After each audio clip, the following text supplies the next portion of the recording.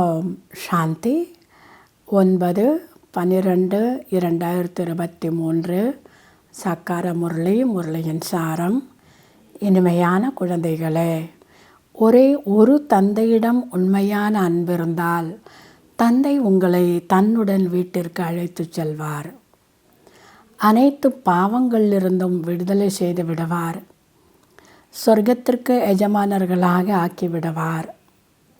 கேள்வி: தன்னை குஷியாக வைத்துக் கொள்வதற்கு எந்த முக்கிய தாரணை தேவை? தன்னை குஷியாக வைத்துக் கொள்வதற்கு எத்தகைய முக்கியமான தாரணை தேவை? பதில்: தனக்குள் உரையாடல் செய்து கொள்ள தெரிகின்ற பொழுது தன்னை குஷியாக வைத்து கொள்ள முடியும்.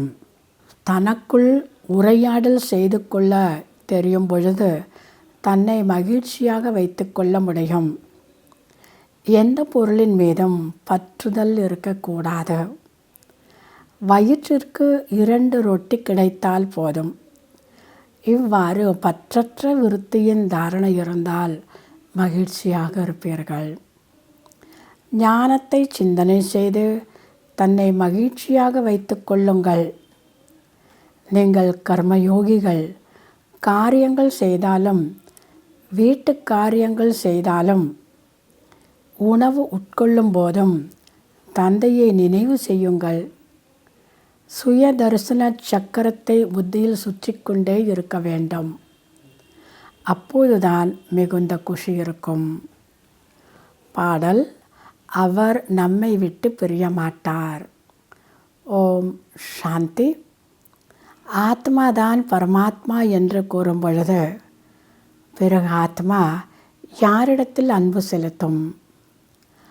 அன்பு குழந்தைகளுக்கு தந்தையிடம் ஏற்படும். தந்தைக்கு தந்தையின் மீது அன்பு ஏற்படாது. ஆத்மாக்களாகிய நாம் நமது பரம்பிதா பரமாத்மாவிடம் அன்பை ஏற்படுத்தி கொண்டிருக்கிறோம் என்பதை இப்போது நீங்கள் புரிந்துள்ளீர்கள். இந்த அன்புதான் உங்களை உடனழைத்து செல்கிறது.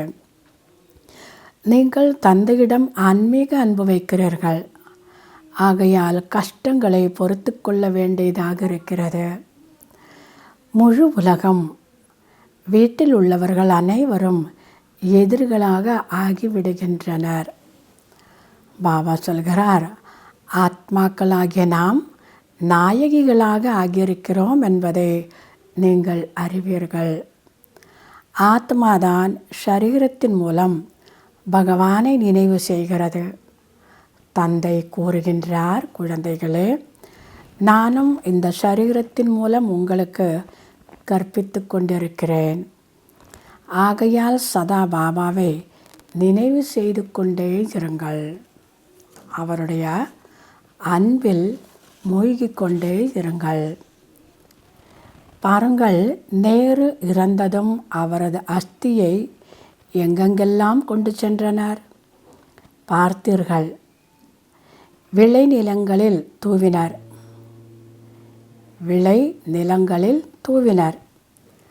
விளை நிலம் நன்றாக வரும் என்று நினைத்தனர்.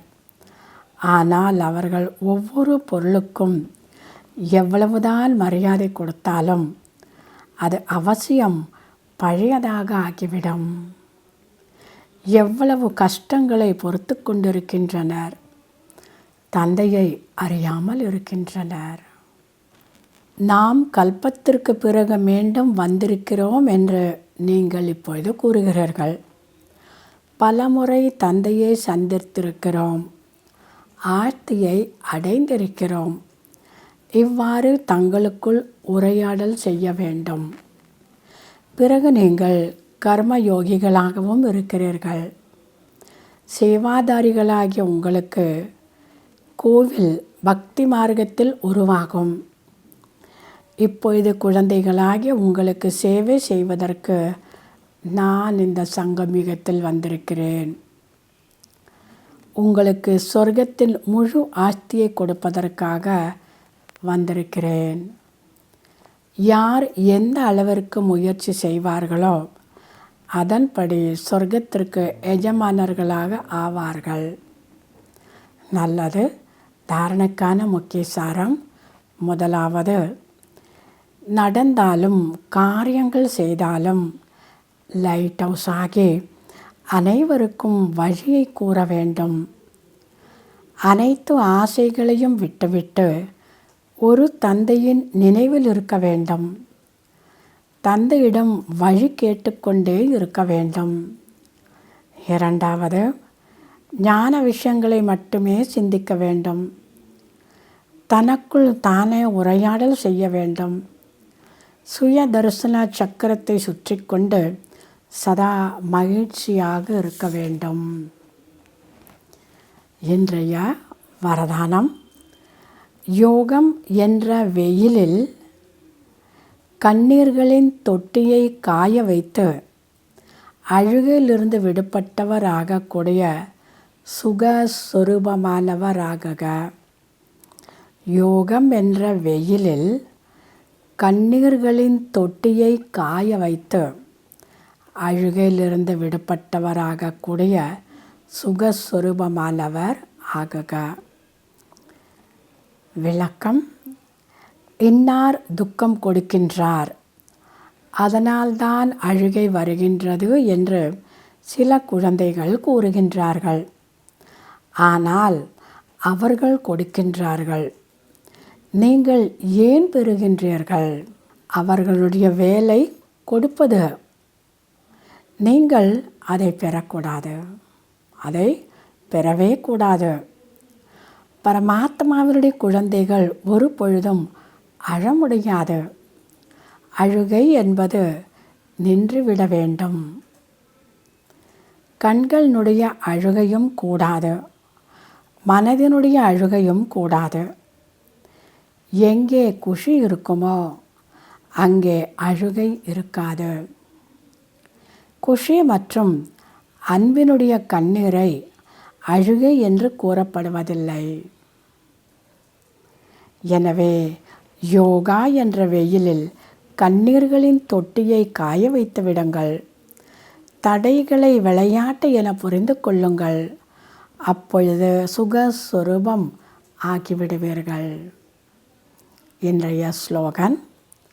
சாட்சியாக இருந்து நடிப்பை நடிக்கக்கூடிய பயிற்சி இருந்ததென்றால் டென்ஷனிலிருந்து கடந்து தானாகவே அட்டென்ஷனில் இருப்பீர்கள். சாட்சியாக இருந்து நடிப்பை நடிக்கக்கூடிய பயிற்சி இருந்ததென்றால் டென்ஷனிலிருந்து கடந்து தானாகவே அட்டென்ஷனில் இருப்பீர்கள். நல்லது. இனிமையிலும் இனிமையான 5000 வருடங்களாக காணாமற் போய் மீண்டும் கண்டெடுக்கப்பட்ட செல்ல குழந்தைகளுக்கு தாய் தந்தை பாப் தாதாவின் அன்பு நினைவுகள் மற்றும் காலை வணக்கம். ஆன்மீக குழந்தைகளுக்கு ஆன்மீக தந்தையின் நமஸ்காரம். ஆன்மீக தந்தைக்கு ஆன்மீக குழந்தைகளின் நமஸ்காரம். ஓம் சாந்தி.